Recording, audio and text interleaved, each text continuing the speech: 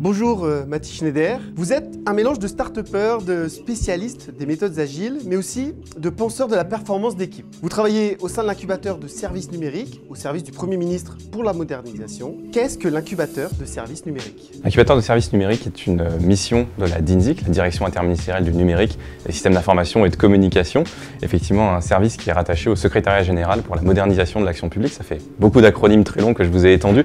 Concrètement, il s'agit effectivement d'un collectif, d'une communauté, d'un espace physique au sein des locaux de la DINSIC, la Direction interministérielle du numérique, mais surtout d'un groupe de personnes qui cherchent non seulement à livrer des services publics numériques de grande qualité pour les usagers, mais aussi à faire grandir, à faire évoluer la manière dont l'administration pense ses services publics et sa relation avec les citoyens par le biais du numérique. Donc c'est vraiment innover dans le secteur public grâce à l'esprit start-up? Oui, effectivement, innover dans le service public et surtout aider le service public à innover par lui-même. Quelles sont les spécificités de l'innovation dans l'univers public par rapport à l'univers privé? L'univers privé, on va souvent le confondre avec l'univers commercial. Et donc la première réponse serait bien évidemment le modèle d'affaires est différent. Le modèle d'affaires dans le secteur public, c'est avant tout celui de l'impôt, direct ou indirect. Et donc, on va surtout s'assurer d'avoir une grande qualité de service plutôt que de chercher à prélever de la valeur sur des transactions ou des échanges qu'on va avoir dans le service. Pour autant, dans le droit privé, on a également les associations ou encore les social business. Donc, le modèle d'affaires n'est pas la seule différence qu'il va y avoir. Dès lors, les contraintes qui s'appliquent au secteur public sont plus de l'ordre de l'égalité de traitement, de l'égalité dans les territoires, qui vont rajouter un certain nombre de contraintes à la manière dont on peut construire des services publics ou des services numériques en général. Quelles sont les perspectives d'innovation au sein des services publics numériques aujourd'hui, avec déjà tout ce que vous avez fait? Vers quoi on va demain?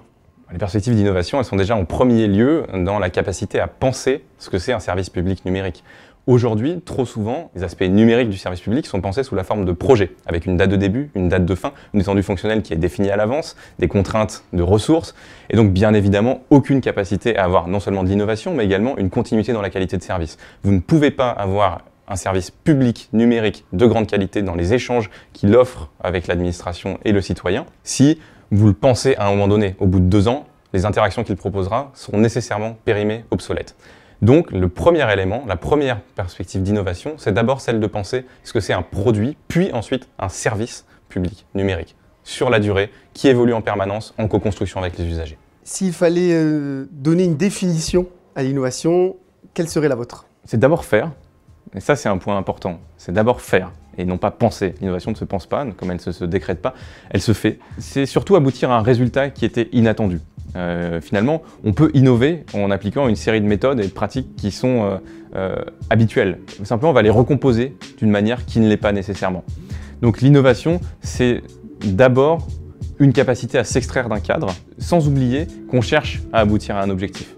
Sinon, il s'agit plus de recherche, de découverte, ce qui a également énormément de valeur. Mais l'innovation, elle a aussi un impact sur le réel.